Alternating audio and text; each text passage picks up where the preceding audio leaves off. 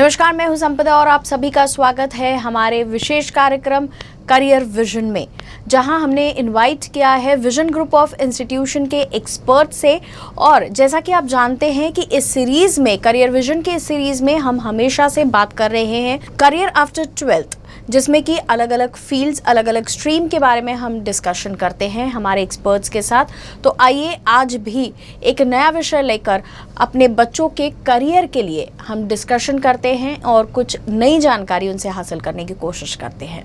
Sir, आपका बहुत स्वागत है हमारे इस कार्यक्रम में। और हमेशा की तरह आज भी एक सवाल आपसे करना चाहूँगी कि करियर आफ्टर 12th, लेकिन वो जो करियर है, हमने अभी तक जितने बात की है उससे थोड़ा सा अलग आज का टॉपिक है या आज का मेरा सवाल रहेगा, क्योंकि मैं जानना चाहती हूँ कि कई ऐसे बच्चे हैं, और स्पेशली हम लोग अगर विदर्भ की बात करें या इवन इंडिया की बात करें, हम लोग एक कृषि प्रधान देश आज भी कहलाते हैं। तो ऐसे समय में कुछ बच्चे होते हैं जिनका इंटरेस्ट एग्रीकल्चर में है, और अगर उन्हें एग्रीकल्चर इस फील्ड में अपना करियर आफ्टर 12th करना है तो उनके लिए कौन से कोर्सेज हैं या उनके लिए आगे कैसे बढ़ना है, क्या रास्ता आप उसका बता सकते हैं? जो सवाल पूछा गया है रिगार्डिंग एग्रीकल्चरल इंडस्ट्री, उसमें किस तरह से करियर बनाया जा सकता है और कौन कौन से ऑप्शंस हमारे आगे है जिसमें हम एग्रीकल्चरल रिलेटेड जो भी सेक्टर्स है उनकी ट्रेनिंग ले सके। यहाँ पे मैं ट्रेनिंग का मतलब हायर एजुकेशन से समझता हूँ कि उसमें हम हायर एजुकेशन किस तरह से ले सकते हैं, जो एक प्रोफेशनल एजुकेशन भी हो और जिससे हम अपना करियर जो है वह बेहतर बना सकते हैं। एग्रीकल्चरल को लेके एक सीमित दायरे में विचार जो है वो बहुत लोगों का मुझे दिखाई देता है। एग्रीकल्चरल फील्ड यानी जिनके पास खेती है खुद की, या जो किसान है, मतलब किसानों के घर से रिलेट करते हैं, या खेती करना मतलब एग्रीकल्चरल, ये एक सीमित दायरा जो बहुत से लोगों का मुझे, हम जब भी बात करते हैं, कम्युनिकेट करते हैं, तो एक नज़र आता है कि ऐसे एक सीमित दायरे में लोग इसके बारे में विचार करते हुए नज़र आते हैं, लेकिन ऐसा नहीं है। एक्चुअली हमारा जो देश है वो कृषि प्रधान देश है। अगर हम ध्यान दें थोड़ा तो पता चलेगा कि हमारे एक बहुत ही महान बेहतरीन एक नेता थे जिन्होंने एक नारा भी दिया था, जय जवान और जय किसान का, जहाँ पे जवानों के साथ सीधा किसानों को जोड़ दिया गया था। तो इसका मतलब हम अहमियत समझ सकते हैं कि ये कितना बड़ा एक दायरा हो सकता है। अब यहाँ पे जब किसानों की बात करते हैं तो वो वहाँ तक सीमित नहीं होता। किसान मतलब जो खेती से जुड़े हुए हैं, जो एग्रीकल्चरल इंडस्ट्री का एक अहम हिस्सा है, लेकिन इस इंडस्ट्री का जो दायरा है वो इससे काफ़ी बड़ा है। मतलब अगर हम सिर्फ खेती की भी बात करें तो भी एक खेती, उसमें उस फसल तैयार करने के लिए आप सोचिए कितने अलग अलग सेक्शंस उसके ऊपर काम करते हैं। और जब हम इस बात की जानकारी लेते हैं तो पता चलता है कि ये दायरा कितना बड़ा है। जैसे अगर हम एक एग्जाम्पल के तौर पे लें कि कोई भी एक खेत जो है हमें तैयार करना है, तो उस खेत को तैयार करने के लिए जो चीज़ें हम इस्तेमाल करते हैं, मतलब फिर उसमें हार्वेस्टिंग हुआ, या फिर जैसे अगर हम बात करें तो हमें बीज लगेंगे, हमें खाद लगेगा, ठीक है, पेस्टिसाइड्स वगैरह लगेंगे, उसके बाद में वो खेत हमें जोतना पड़ेगा, ठीक है, फिर उसके लिए उसकी पहले से तैयारी करनी पड़ेगी, फिर उसके बाद हम उस सीड्स को वगैरह वहाँ पे बोएंगे, फिर बारिश या फिर कहीं और से पानी का इंतज़ाम, तो वो एक अपने आप में एक सिस्टम होती है। फिर जब वो खेत में, जब वो बीज जो है वो फसल में तैयार होने लगते हैं तो फिर उसको हमें केयरिंग करना पड़ता है, तो उसके लिए भी एक अलग से तैयारी हमें करनी पड़ती है। फिर जब वो फसल पूरी तरह से तैयार हो जाती है तो फिर उसे वहाँ से जो है वो बाज़ार में ले जाना, फिर वहाँ के जो ट्रांजैक्शंस है वो इसके साथ एक और जुड़ जाती है एक इंडस्ट्री जिसे फूड प्रोसेसिंग कहा जाता है, क्योंकि बहुत से जो अपने जो फसल होती है उसके ऊपर आगे हमें प्रोसेस करनी पड़ती है, तो वो प्रोसेसिंग के लिए निकल जाता है। वो एक अलग सेक्शन जो है वो एग्रीकल्चर से जुड़ जाता है। ये जो सारी चीज़ें हैं, ये जो पूरा जो एक व्हाट वी कैन से, इसका जो एक दायरा है, ये एक बहुत बड़ा है, बहुत ही ह्यूज मैन पावर यहाँ पे जो है वो काम करती है किसी एक चीज़ को अंजाम देने के लिए। और जितने अलग अलग दायरे हैं, जितनी अलग अलग मैन पावर है, उतना ही बड़ा स्कोप इसमें है। अब ये तो मैंने सिर्फ एक पार्ट बताया, इसमें और एडिशन हम देख सकते हैं, जैसे मत्स्योत्पादन जो एक है, मतलब फिशरीज से जुड़ा हुआ एक डिपार्टमेंट है। उसके बाद में पोल्ट्री फार्म्स वगैरह जैसी भी चीज़ें हैं। पेट्स जो होते हैं वो भी एग्रीकल्चरल का एक हिस्सा है। मतलब कि आप समझ सकते हैं कि एग्रीकल्चरल मतलब सिर्फ और सिर्फ खेती से जोड़ा नहीं जा सकता, इसके और अलग अलग दायरे और अलग अलग सेक्शंस है, और ये जितने सेक्शंस और जितने दायरे हैं, आप यकीन मानिए उतना बड़ा स्कोप आज की तारीख में एग्रीकल्चरल इंडस्ट्री में अगर कोई करियर करना चाहता है तो उनके लिए है। अब इन सब चीज़ों को अगर हम कोर्स के माध्यम से अगर देखने की कोशिश करें तो बीएससी इन एग्रीकल्चरल या फिर बीटेक की एक जो डिग्री है जिसे एग्रीकल्चरल इंजीनियरिंग के नाम से भी जाना जाता है, तो ऐसे एक दो ऑप्शंस जो है वो सिर्फ हमारी नज़र में हमेशा आते हैं। मतलब जब भी हम इस फील्ड में जाने की कोशिश करते हैं या इस फील्ड में जाने का अगर हम सोचते हैं तो ये एक दो जो एक ट्रेडिशनल एक जो परंपरागत जो चलते आ रहे जो ऑप्शंस है, बस हम उन्हीं के बारे में सोचते हैं। ये जो ऑप्शंस है, ये ऑप्शन जो है वो थियोरेटिकल बेस ऑप्शंस है। मतलब यहाँ पे आपको ऑफ कोर्स वहाँ पे प्रैक्टिकल्स भी लिए जाते हैं, नहीं ऐसी बात नहीं है, लेकिन फिर भी अगर हम देखें तो उनका जो सिलेबस है वो सिलेबस जो पहले से तय किया है उसी सिलेबस को उन्होंने कंटिन्यू किया हुआ है। और इनका जो कंटेंट है वो थियोरेटिकल बेस कंटेंट है। मतलब जो भी चीज़ें ऑब्जर्व जो की गई है या पहले से जो बनाए गए जो तत्व है, जो उन्होंने बताया है कि इस तरह से हमें ये करना है, किस तरह से हम पेड़ों की निगाह रख सकते हैं, या किस तरह से फसल के जो हम उसमें क्या क्या चेंजेस कर सकते हैं, एक ही सीज़न में किस तरह से हम लोग मल्टीपल क्रॉप जो है वो कर सकते हैं, या फिर जैसे मैंने अभी आपको बताया कि जैसे फिशरीज़ भी है, पोल्ट्री फार्म्स भी है, या पेट्स भी होते हैं, तो इनके बारे में भी कुछ जानकारी। लेकिन ये सारी चीज़ें जो है वो उन्होंने थियोरेटिकल फॉर्मेट में पहले से तय करके रखी है, एक पैक्ड सिलेबस जो है वो बनाया गया है। तो इसका मतलब क्या होता है कि हम वो सारी चीज़ें अडॉप्ट तो कर लेते हैं, लेकिन जब एक्चुअल प्रैक्टिकली हम काम करने के लिए जब जाते हैं किसी भी सेक्शन में, तो उस वक्त हमें कुछ चैलेंजेस जो है वो सामने आ सकते हैं, क्योंकि हमें ये नहीं पता होता है कि इस वक्त उन चीज़ों को हम लोग किस तरह से हैंडल कर सकते हैं, या कोई नई चीज़ें अगर उन्होंने अडॉप्ट की है, उस पर्टिकुलर सेक्शन ने अडॉप्ट की है, तो वो हमें उस थ्योरेटिकल कंटेंट में जो है वो हमें उसकी जानकारी नहीं होती है। और इसी के माध्यम से अगर हम देखें तो जो वोकेशनल का एक जो नया ट्रेंड आया हुआ है, जिसकी शुरुआत 2014 से हो चुकी है, तो इस वोकेशनल प्रोग्राम में एग्रीकल्चरल जो है उसका भी उसे भी उन्होंने इसमें अडॉप्ट कर लिया है। एंड हमारे पास बैचलर्स ऑफ वोकेशनल का एग्रीकल्चरल का जो ट्रेड है वो अवेलेबल है। अब इस वोकेशनल एग्रीकल्चरल ट्रेड में आपको इन सभी विषयों के बारे में जानकारी दी जाती है, और ना सिर्फ जानकारी दी जाती है बल्कि आपको उस इंडस्ट्री में जाके एक्चुअल प्रैक्टिकल वर्किंग का एक्सपीरियंस भी जो है वो दिया जाता है। यहाँ पे ज़रूरी समझने जैसी बात यह है कि केवल अगर मुझे अट्रैक्शन है या फिर मुझे खाली ऐसा लगता है कि ओके ठीक है, बाकी सब जो ट्रेडिशनल एजुकेशन की तरफ जा रहे हैं, मतलब कुछ लोग आर्ट्स को लेके चल रहे हैं, कुछ लोग कॉमर्स को लेके चल रहे हैं, या कुछ लोग साइंस को लेके चल रहे हैं, या बी या बीटेक जैसे ऑप्शंस है, लेकिन मुझे कुछ अलग करना है, और फिर वो अलग क्या है ये सर्च करते हुए मैं एग्रीकल्चर तक आके पहुंचा हूं, या फिर मैं सिर्फ हमारे घर में खेती है, या हमारे कोई जो बुज़ुर्ग है उन्होंने कभी किसी ज़माने में खेती की थी, तो फिर मुझे वो एक अट्रैक्शन है और मुझे इसीलिए करना है। अगर ऐसी कोई बात अगर जहन में है तो आप इस तरफ मत आइए। यहाँ पे आपको एक्सपेरिमेंटल लेवल अगर आपकी अगर अच्छी है, अगर आप एक्सपेरिमेंट्स करना चाहते हैं, अगर आप किसी चीज़ को समझ के उसमें अगर आप कुछ और चीज़ें जो है वो डेवलप करना चाहते हैं, अपने आप को अगर आप उसमें ढालना चाहते हैं और उसकी तैयारी अगर आपकी है, if you are having a confidence that level, तो ही आप इसमें आइए। क्योंकि अदर जो इंडस्ट्रीज़ है उसमें और एग्रीकल्चरल में जो है वो बहुत बड़ा फ़र्क है। एग्रीकल्चरल जो है वो एक बहुत ही जिम्मेदारी का एक फील्ड है। ऐसा नहीं है कि अदर फील्ड जो है जिम्मेदारी की नहीं है, लेकिन वहाँ पे जो है वो टेक्नोलॉजी बेस ज़्यादा होता है। अगर हम अदर इंजीनियरिंग्स की बात करें तो एग्रीकल्चरल में टेक्नोलॉजी का जो बेस है वो तो है, लेकिन इसके साथ साथ हम नेचर के साथ जो है वो काम करते हैं। तो नेचर को अडॉप्ट करना, नेचर के बारे में सोचना, उसकी जो भी रिएक्शंस आते हैं, जो भी रिजल्ट्स आते हैं, उनको एनालाइज करना और उसके बाद उसके ऊपर काम करना, ये एक बहुत बड़ी जिम्मेदारी का काम एग्रीकल्चरल में होता है। तो यहाँ पे आने के लिए जब तक आप मेंटली प्रिपेयर्ड नहीं है, आप जब तक चैलेंजेस लेने को तैयार नहीं है, तब तक आप इस फील्ड के बारे में उस तरह से मत सोचिए जैसे आप सोचते आए हैं। हाँ, ऑफ कोर्स अगर आप एक्सपेरिमेंटल लेवल पे जाना चाहते हैं, अगर आपको ये पता है कि नहीं हम ये कर सकते हैं, एग्जाम्पल के तौर पे बताता हूँ, जैसे ग्रीन हाउस एक ये है कि जहाँ पे जो कोई एक फूल है या कोई एक ऐसे एक पेड़ है जो किसी एक पर्टिकुलर एरिया में ही वो उस एटमॉस्फेयर के हिसाब से वो ढलता है।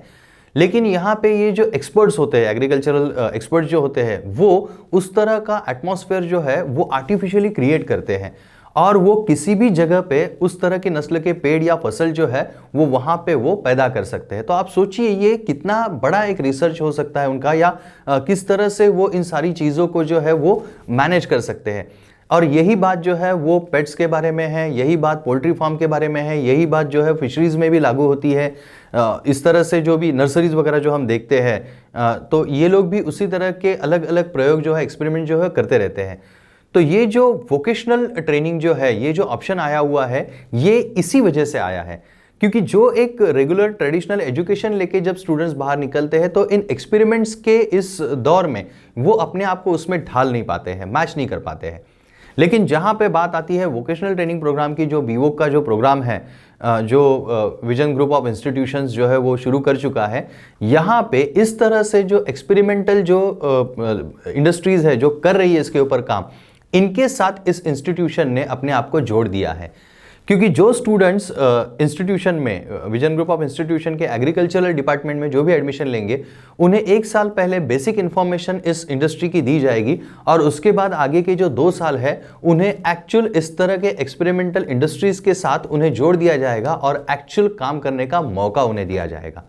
जिसका फायदा यह होता है कि जो चीज़ें हम सीख रहे हैं, जो चीज़ें हम देख रहे हैं, वो प्रैक्टिकली किस तरह से की जाती है। फिर अगर हम देखें तो इसमें जो भी अलग अलग खाद वगैरह जो यूज़ किए जाते हैं, उसकी मैन्युफैक्चरिंग इंडस्ट्रीज जो है उनके साथ भी उनके ताल्लुक बने होते हैं। खाद किस तरह से बनाना चाहिए, ऑर्गेनिक जो भी खेती है वो किस तरह से की जाती है, मार्केट के स्टडी बच्चों के फिर इसकी वजह से होने लगते हैं, क्योंकि कोई भी जो एक्सपेरिमेंट होता है वो आखिर में जाके एंड यूजर्स तक यानी मार्केट तक जाके तो पहुंचता ही है। तो मार्केट भी किस तरह का होता है, किस जगह पे किस तरह का मार्केट है, मार्केट में जाके हम किस तरह से इन चीज़ों को अपने चीज़ों को प्रेजेंट करेंगे, प्रोडक्ट को प्रेजेंट करेंगे, उसके रिजल्ट किस तरह से आते हैं, किस तरह से फूड प्रोसेसिंग इंडस्ट्री जो है वो इसके साथ जुड़ी हुई है, किस तरह से फिशरीज या अदर जो बिजनेस है वो सेट होते हैं या डेवलप होते हैं, इसमें क्या क्या चैलेंजेस है, कहाँ कहाँ पे हम काम कर सकते हैं।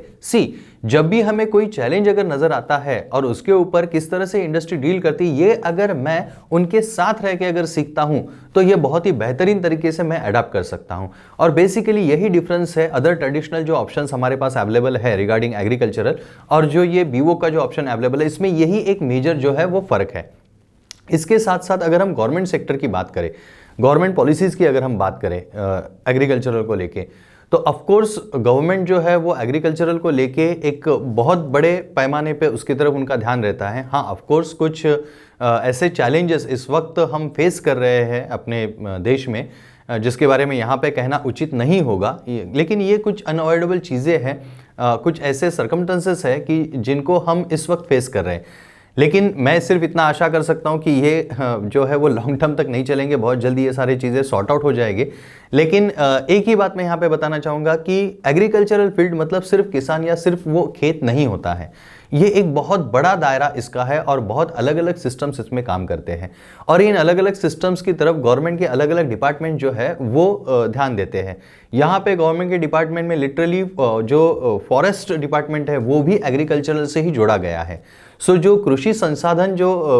ये है उनका जो यूनिट है कृषि संसाधन एंड विकास वगैरह, तो इनके तहत स्टेट गवर्नमेंट लेवल पे और सेंट्रल गवर्नमेंट लेवल पे गवर्नमेंट के जो भी डिपार्टमेंट्स है, अगर आप एग्रीकल्चरल से पढ़ते हुए वहाँ की डिग्री अगर लेते हुए अगर आप आगे बढ़ते हैं तो आप उन तक भी मतलब वहाँ तक भी आप पहुँच सकते हैं। उनकी जब भी कोई भर्ती प्रक्रिया होती है गवर्नमेंट की रिलेटेड टू एग्रीकल्चरल जो उनके जो मिनिस्ट्रीज़ है या उनके जो डिपार्टमेंट्स है, तो वहाँ पे ये जो बैचलर्स ऑफ वोकेशनल डिग्री है ये ऑफ कोर्स जैसे अदर ट्रेडिशनल डिग्रीज है जैसे बीटेक है या फिर बीएससी एग्रीकल्चरल है, वैसे ही बीवो एग्रीकल्चरल जो डिग्री है वो भी वहाँ पे इक्विवेलेंट है और एलिजिबिलिटी क्राइटेरिया में आती है। लेकिन एक चीज़ मैं यहाँ पे ज़रूर बता दूँ कि गवर्नमेंट की जो भर्ती प्रक्रिया होती है वो एक फिक्स फॉर्मेट नहीं है। मतलब जैसे एक कोई फिक्स फॉर्मेट होता है कि भाई 10वीं के बाद 12वीं, 12वीं के बाद, तो ये एक फिक्स फॉर्मेट है, लेकिन यहाँ पे ऐसा नहीं होता है। यहाँ पे पहले अगर कोई जगह अगर निकलती है, पोस्ट निकलती है, तो उसका पहले वो रिजोल्यूशन पास होता है, फिर उसमें वो जो भी चीज़ें हैं कि यहाँ पे ये कहीं रिजर्वेशन में तो नहीं आ रहा है या कहीं और कोई चीज़ें उसमें है इन्वॉल्व, फिर ये पर्टिकुलर किस एजुकेशन के लिए जो है वो सिलेक्ट की जाएगी ये पोस्ट वगैरह, ये सारी चीज़ें उसमें इन्वॉल्व होती है। तो इसीलिए मैं ये नहीं कह सकता हूँ कि इस पर्टिकुलर संस्था में या इस पर्टिकुलर एरिया में आप सिलेक्ट हो पाएंगे या आप सिलेक्ट हो सकते हैं। आपको गवर्नमेंट के सेक्टर्स के लिए जो ट्राई करना है वो आप जरूर कर सकते हैं। एलिजिबिलिटी के बारे में मैं यहाँ पे 100% बता सकता हूँ कि bachelors of vocational BVoc agricultural जो है वो 100% एलिजिबिलिटी क्राइटेरिया में आता है फॉर गवर्नमेंट जॉब्स। लेकिन फिर वो स्टेट के लिए या सेंट्रल के लिए या किसी पर्टिकुलर मिनिस्ट्री के लिए, फिर वो चाहे फॉरेस्ट हो चाहे एग्रीकल्चरल डिपार्टमेंट हो, वो कहाँ पे होगा और किस तरह से होगा, ये जो है ये डिपेंड करता है उस वक्त गवर्नमेंट कौन सी पॉलिसी सेट करती है जब वो रिक्रूटमेंट निकालती है, जब वो एडवर्टाइजमेंट निकालती है। बट एलिजिबिलिटी की बात करें तो मैं एक एश्योरिटी यहाँ पे दे सकता हूँ कि एमपीएससी यूपीएससी जैसे जो कॉम्पिटिटिव एग्जाम्स होती है वहाँ पे ये बैचलर्स डिग्री 100% एलिजिबिलिटी क्राइटेरिया में है एंड आप उस कॉम्पिटिटिव एग्जाम को दे सकते हैं। स्टाफ सिलेक्शन में आप जरूर पार्टिसिपेट कर सकते हैं विद अदर ग्रेजुएशन। तो यहाँ पे एलिजिबिलिटी का जो पार्ट है वो कंप्लीटली क्लियर हो जाता है फॉर गवर्नमेंट सेक्टर। इसी के साथ साथ सरकारी योजनाएं जो होती है, जो अगर खुद का कुछ करना चाहता है, अपना खुद का कोई बिजनेस या अपनी खुद की कोई आइडिया लेके इस फील्ड में आगे जाना चाहता है जहाँ पे बहुत बड़ा स्कोप है, तो उसके लिए भी जो भी गवर्नमेंट की जो अलग अलग स्कीम्स होती है स्टार्टअप्स के लिए, वहाँ पे भी ये जो सर्टिफिकेशन है बैचलर्स ऑफ वोकेशनल का जो सर्टिफिकेशन है वो ज़रूर वहाँ पे एलिजिबिलिटी क्राइटेरिया में आता है और आपको उसमें बहुत सारे अलग अलग बेनिफिट जो है वो आपको मिल सकते हैं। अगेन द सेम थिंग कि आप जब कोई प्रपोजल लेके किसी नेशनलाइज बैंक में जाते हैं तो उस वक्त उनके जो भी ये होंगे नॉर्म्स होंगे, उन नॉर्म्स को समझ के आपको उसमें एप्लीकेशन आपको करना पड़ेगा। But again it's depend upon the policy जो गवर्नमेंट ले रही है। बट एलिजिबिलिटी की जहां पे बात आती है वहां पे ऑफ कोर्स ये जो सर्टिफिकेशन है वो उस क्राइटेरिया में जरूर है। तो ये जो इंस्टीट्यूशनल लेवल पे अगर आपको यहाँ पे अगर एडमिशन लेनी है, अगर आप इस एक नए ऑप्शन को अगर आप एक बार जांचना चाहते हैं, एक बार आप कंपेयर कर लेना चाहते हैं जो ट्रेडिशनल ऑप्शंस आपके पास अवेलेबल है एग्रीकल्चर को लेके, तो यहाँ पे मैं आपको बता दूं कुछ मेन पॉइंट्स कि जहाँ पे बीवोक इन एग्रीकल्चरल में आपको एडमिशन लेने के लिए केवल 12th स्टैंडर्ड का पास होना ज़रूरी है, यानी 10+2 का आपका एजुकेशन होना ज़रूरी है। और ये आर्ट्स से रहे या कॉमर्स से रहे या साइंस से रहे या एमसीबीसी जैसी कोई ट्रेड्स जो होती है टेक्निकल एजुकेशन की, ऐसे किसी भी स्ट्रीम से अगर आपने किया है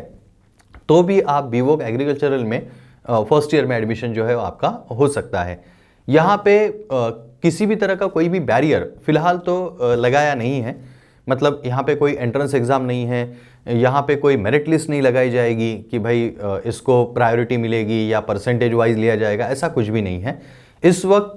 बैचलर्स ऑफ वोकेशनल ट्रेड के लिए गवर्नमेंट ने एक बहुत बड़ी सहूलियत ये दी है कि जिसे भी इस फील्ड में आने की और सीखने की इच्छा है वो आ सकता है। इसका भी एक रीज़न ये है क्योंकि ये स्किल बेस्ड प्रोग्राम है। यहाँ पे लिटरली 70% वेटेज जो है वो एक्चुअल काम को और प्रैक्टिकल को दिया गया है, 30% आपको थ्योरेटिकल जो है कंटेंट दिया गया है और वो भी एमसीक्यू पैटर्न में, मतलब डिस्क्रिप्टिव कुछ भी नहीं है। एंड दैट्स वाई यहाँ पे किसी भी तरह का एंट्रेंस या किसी भी तरह के बैरिगेट्स जो है वो लगाए नहीं गए क्योंकि ये स्किल बेस है। तो स्किल जो होता है वो आपकी चाह पे होता है। If you want to do it you can, आप कर सकते हैं, तो ऑटोमेटिकली आपको एक फेयर चांस यहाँ पे मिलता है। मतलब यहाँ पे ना साइंस के बैरिगेट लगाए गए हैं ना परसेंटेज के बैरिगेट। जिसे भी लगता है कि भाई हमें एग्रीकल्चरल में काम करने की दिल से मन से इच्छा है तो वो ज़रूर अच्छा काम कर सकता है, ये बिलीव रखते हुए ये बैरिगेट्स हटाए गए हैं। यहाँ पे एडमिशन प्रोसेस जो है वो किस तरह से होगा या किस तरह से आपको अप्लाई करना है, फर्स्ट कम फर्स्ट बेसिस पे है। और इसके लिए जो भी जानकारी आपको चाहिए तो यहाँ पे आपको वेबसाइट जो है वो दी गई है, आप उस वेबसाइट पे जा सकते हैं और उस वेबसाइट पे आपको पता चलेगा कि ये प्रोसेस किस तरह से किया जाता है, जो बिल्कुल भी क्रिटिकल नहीं है। बहुत सिंपल वे में ये प्रोसीजर जो है पूरी हो जाती है। उसके बाद में यहाँ पे कुछ नंबर्स भी आ रहे हैं जो व्हाट्सअप एंड कॉलिंग के लिए है, तो आप वहाँ पे भी कॉन्टैक्ट करके ये पूछ सकते हैं कि इसकी जो प्रोसीजर है वो एग्जैक्टली किस तरह से होगी। तो यहाँ पे आपको ट्रेडिशनल एजुकेशन के साथ साथ ये एक नया ऑप्शन जो है इसके बारे में एक बार सोचना बहुत ज़रूरी है। एंड ऑफ कोर्स मैं फिर भी एक बार लास्ट नोट पे रिपीट करना चाहूँगा कि एग्रीकल्चरल जो फील्ड है वो बहुत ही ह्यूज है, बहुत ही बड़ा है। और सबसे ज़रूरी बात ये है कि इस पैंडमिक में सारी दुनिया जिस भी तरह से हो वो चल रही थी या रुकी हुई थी, लेकिन एग्रीकल्चरल जो है उसके ऊपर किसी भी तरह की रोकथाम नहीं थी क्योंकि ये बहुत ही अत्यावश्यक सेवाओं में आता है। सो ये एक ऐसा फील्ड है जो कभी भी स्टॉप नहीं होता है या जिसे कभी भी रोका नहीं जाता है। थैंक यू सो मच, आप यहाँ आए और आपने इतनी अच्छी जानकारी दी और स्पेशली एग्रीकल्चर फील्ड के बारे में कुछ नया आपने बताया है। तो ये जाहिर है, मैं आशा करती हूँ कि हमारे जो बच्चे हैं जो ये करियर विजन का प्रोग्राम देख रहे हैं, उनके पेरेंट्स और स्टूडेंट्स, उन्हें काफ़ी सहायता हुई होगी।